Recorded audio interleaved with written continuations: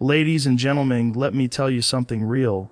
We're living in a time where people care more about likes than legacy, where flexing on Instagram means more than building something real, where chasing attention has become a full-time job and growth. That's the thing people say they want but rarely grind for. But here's the truth. Attention fades. Growth lasts. You can't fake real progress. You can't filter hard work. You can't hashtag discipline. So today, we're not here to sugarcoat it. We're not here to feed your ego. We're here to flip the script, to get uncomfortable, to talk about how and why it's time to stop performing for the crowd and start performing for your future. Let's Fef King go. Attention is loud. Growth is silent. That simple phrase carries a brutal truth most people don't want to hear. We live in an era where volume gets rewarded. The louder you are, the more outrageous you act, the more clicks, followers, and validation you receive. But that kind of attention is surface level. It's fast food for the ego.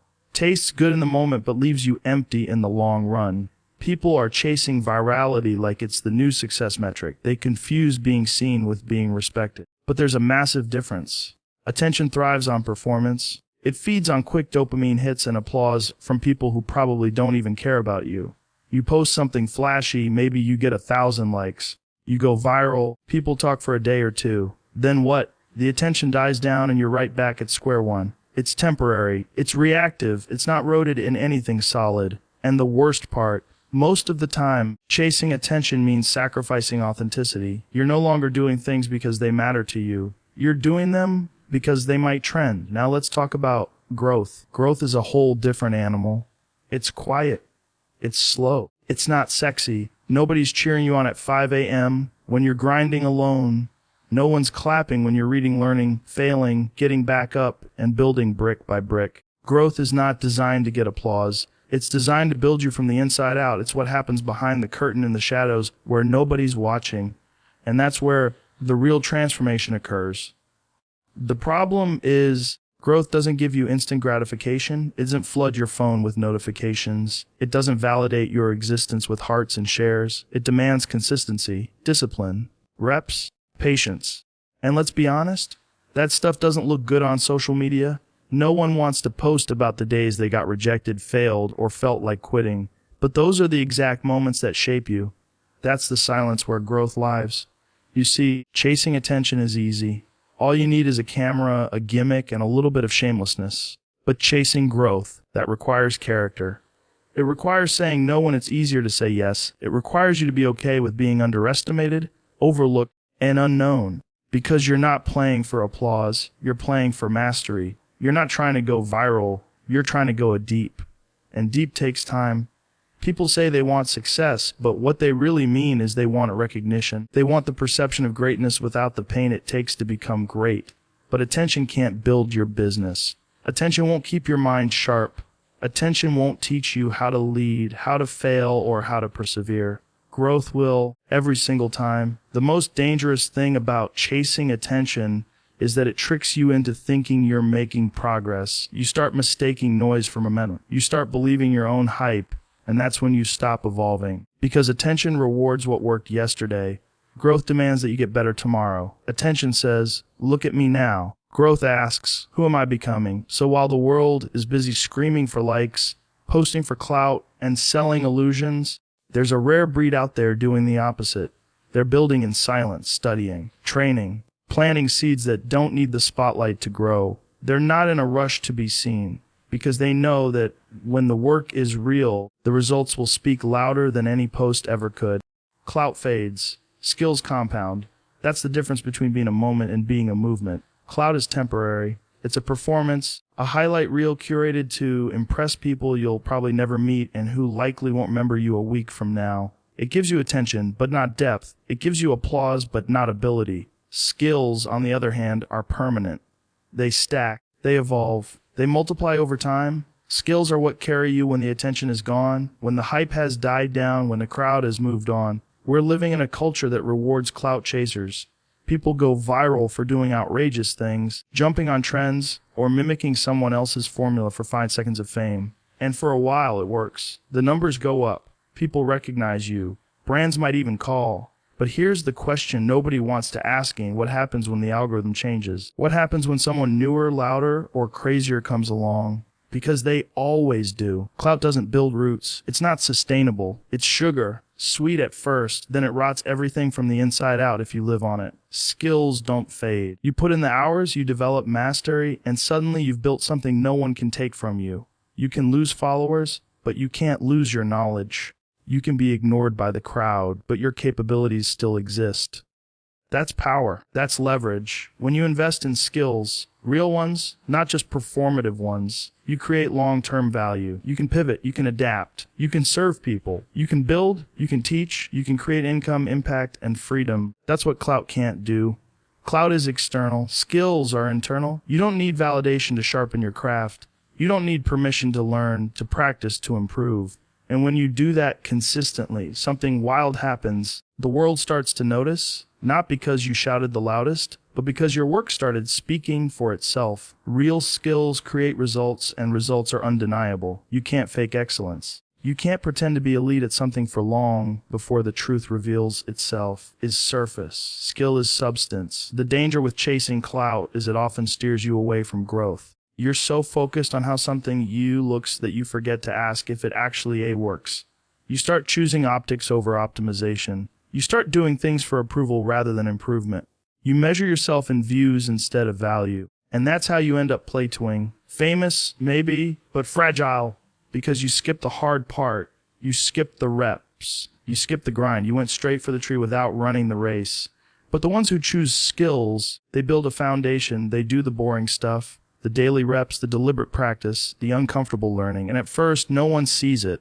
There's no crowd, no applause. But day by day, those skills compound. Like interest in a high-performing account, they grow slowly, then suddenly. One door leads to another. One opportunity leads to 10. And all of it comes from the quiet work that nobody clapped for. When you chase skills, you're playing the long game. You're not here to be a one-hit wonder. You're here to be undeniable. You're here to build something so solid that no amount of trends, no wave of hype, no social platform's rise or fall can shake it. Because while the world is chasing likes, you're chasing legacy. While they're crafting image, you're crafting excellence. Clout gives you a stage, but skills give you staying power. Build in silence, let success make the noise. It's a philosophy that runs counter to the world we live in today. A world obsessed with documenting every move, broadcasting every ambition, and seeking validation for every step taken. But real growth doesn't require a spotlight. The strongest foundations are laid in silence, in solitude, in moments where no one is watching and no one is clapping. It's in those moments that you decide who you are and what you're really willing to sacrifice for the things you say you want. We've been conditioned to believe that progress isn't real unless it's seen. That if we don't post it, it didn't happen. But that mindset traps people in a cycle of performance. They start working for attention rather than working for results. They start showcasing plans instead of executing them. They talk big and move small. But those who truly understand the game know that the most dangerous person in the room isn't the loudest one. It's the one who's been working quietly, relentlessly, while everyone else was busy trying to be seen. Silence is powerful because it eliminates pressure. When no one's watching, you're free to fail, to experiment, to make mistakes without judgment. You can learn at your own pace. You can refine your craft without the weight of expectation. You don't need to prove anything to anyone because you're not performing, you're preparing. That preparation builds confidence. It builds resilience. And it builds something far more valuable than hyping. It builds mastery. Success doesn't need to be announced.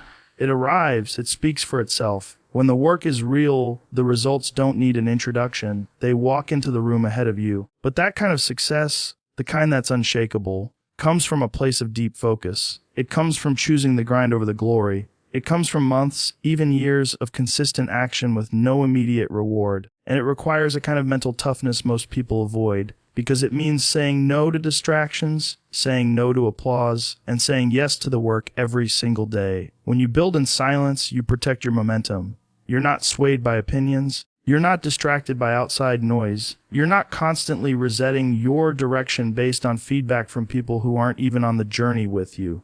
You stay locked in. You stay aligned with your mission, not their reaction. And that focus allows you to go deeper, to get better, to actually build with substance. There's also something sacred about keeping your dreams to yourself. Not because they're not worth sharing, but because they're still being shaped. They're fragile in the beginning, and exposing them too early opens them up to doubt, to criticism, and to the energy of people who don't see what you see. Silence gives you the space to protect that vision until it's strong enough to stand on its own. People confuse noise with momentum, but real momentum is often invisible. It's in the daily habits, the quiet decisions, the progress you feel but can't yet see. It's not flashy, but it's powerful. And when you've stacked enough of those silent wins, they explode into results that people can't ignore. That's when the noise comes, not from your mouth, but from your impact. The ones who build in silence aren't trying to be underestimated, but they're not afraid of it either, because while others are talking, they're transforming. While others are bragging, they're building, and eventually they show up different, stronger, sharper, ready, because they've put in the work that no one saw, and now the outcome is undeniable.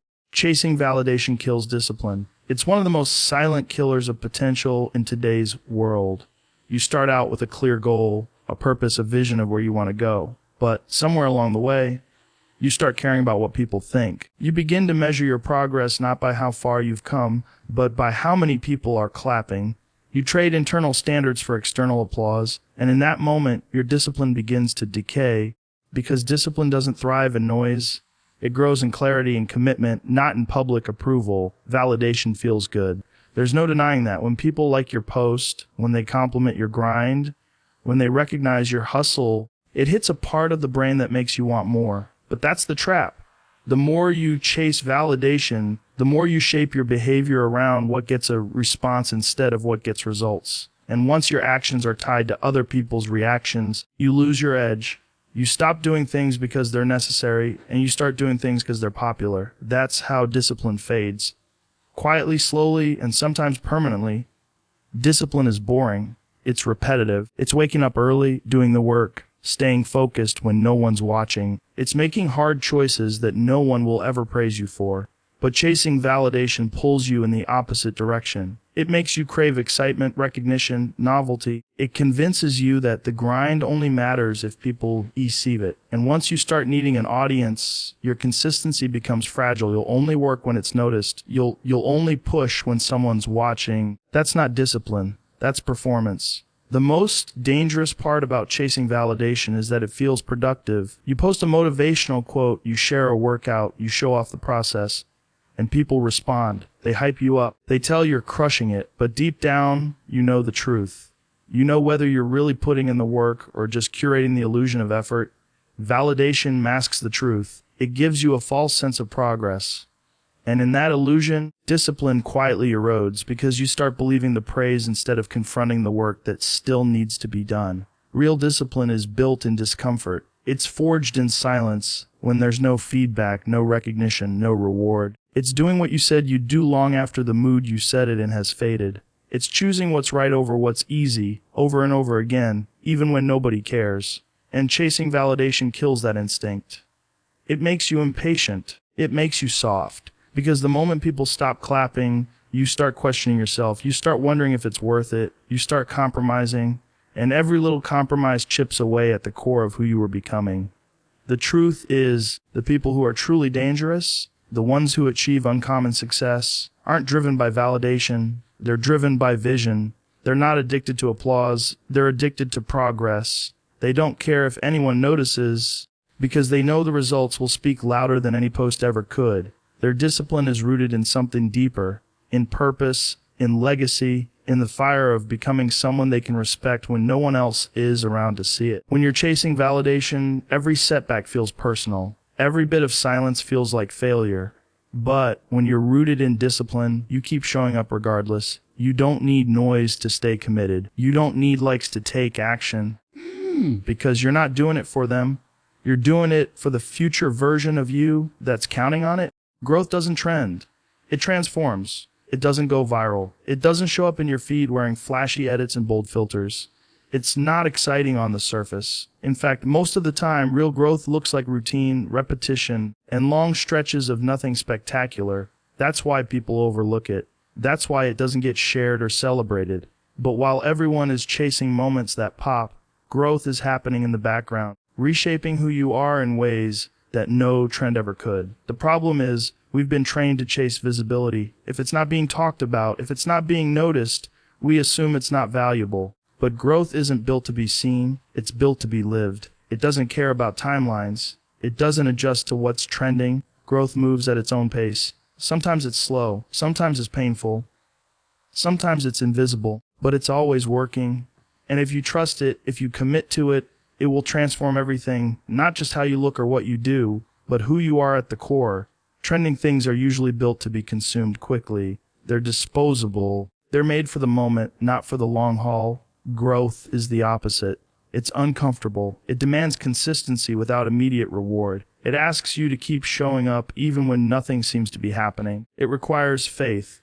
Not the kind that believes everything will work out perfectly, but the kind that says, even if it doesn't, I'm still becoming stronger through the process. You won't always feel yourself growing. That's what makes it hard. You won't always see the payoff right away. You'll go through seasons where it feels like you're stuck, like nothing's changing, like all your effort is going unnoticed. But underneath the surface, the work is compounding. The muscles are forming. The mindset is sharpening. The habits are solidifying. And one day, what once felt impossible becomes normal. What once scared you becomes second nature. That's transformation. But you only get there if you stay in it. Most people don't. They give up when it stops feeling exciting. They switch paths the moment the novelty wears off. They jump from one thing to another, looking for quick wins instead of deep roots. But trending isn't the same as evolving. Just because something is new doesn't mean it's necessary. Just because something is popular doesn't mean it's powerful. Growth asks for depth, not hype. It's about going inward before you go outward. It's about mastering the fundamentals before you chase the flare. Transformation isn't something that happens to you. It's something you choose again and again, even when it's hard, even when no one notices, even when there's nothing glamorous about it. It's the quiet decisions that reshape your identity. It's the daily grind that rewires your habits. It's the courage to stay disciplined in the dark while others are busy chasing light for attention. Because growth knows the truth. When the transformation is real, the results are undeniable. Trends are external. They change with time, with culture, with what people are paying attention to. Growth is internal. It builds character, discipline, patience, and resilience. It doesn't just change your circumstances. It changes how you move through them. It doesn't just upgrade your performance. It rewires your mindset. And when the transformation is real, you don't need to explain it. People feel it. They sense the depth. They notice the difference, not because you told them, but because you've become someone who moves differently, speaks differently, and shows up differently. Be obsessed with progress, not applause. In a world built on feedback loops, likes, and public praise, it's easy to confuse recognition with results. But applause is external, fleeting, and often hollow. Progress is internal, measurable, and deeply personal. Applause feels good for a moment. Progress feels right for a lifetime. One feeds your ego, the other feeds your evolution. And if you ever have to choose, always choose the one that makes you better, not the one that makes you feel better. The obsession with applause creates a dangerous mindset. It trains you to seek permission. You wait for someone to validate your effort, your vision, your direction. And when that recognition doesn't come, you start doubting yourself. You question the process, even when it's working, just because it isn't loud enough. But progress doesn't need to be loud. It just needs to be real. If you stay locked in on progress, even when no one's noticing, you build something sustainable, something that will outlast every round of applause. Progress isn't always exciting. In fact, most days it feels repetitive. It looks like showing up when you're tired, pushing when you're uninspired, and doing the work, even when there's no immediate reward. There's nothing glamorous about it. No standing ovation, no viral moment, just you, your discipline, and the grind. But over time, that commitment compounds. Progress stacks up in ways that applause never could. Applause is a spike. Progress is a climb. And the climb is where greatness is built. When you obsess over applause, you start tailoring your actions to get a reaction. You begin choosing what's popular over what's necessary. You hold back on big moves because you're afraid of how they'll be perceived. You filter your ambition to match the comfort of others. That's how people get stuck. Not because they aren't capable, but because they're too focused on being liked to make the kind of progress that demands risk, discomfort, and failure. Progress asks you to trade approval for growth. It asks you to look bad before you look brilliant. It asks you to be misunderstood for a while. Progress is quiet. It's a private contract between who you are and who you're becoming. It's not always visible, especially at first. It lives in better decisions, sharper focus, improved habits, and a stronger mindset. It's what happens when you choose consistency over excitement, depth over display, and the more obsessed you get with that kind of growth, the less you care about who's clapping, because you realize applause doesn't build you. The work does. The people who go the farthest aren't the ones who get the most praise early on. They're the ones who learn to show up without it. They learn to motivate themselves from within, to keep going when the noise fades, to rely on their own standard of excellence.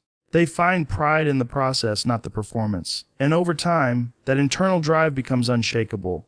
It becomes the reason they don't burn out, the reason they don't quit, the reason they keep leveling up long after others have peaked. Applause is addictive because it's easy. It feels like progress, even when you're standing still. It gives you just enough dopamine to stop pushing.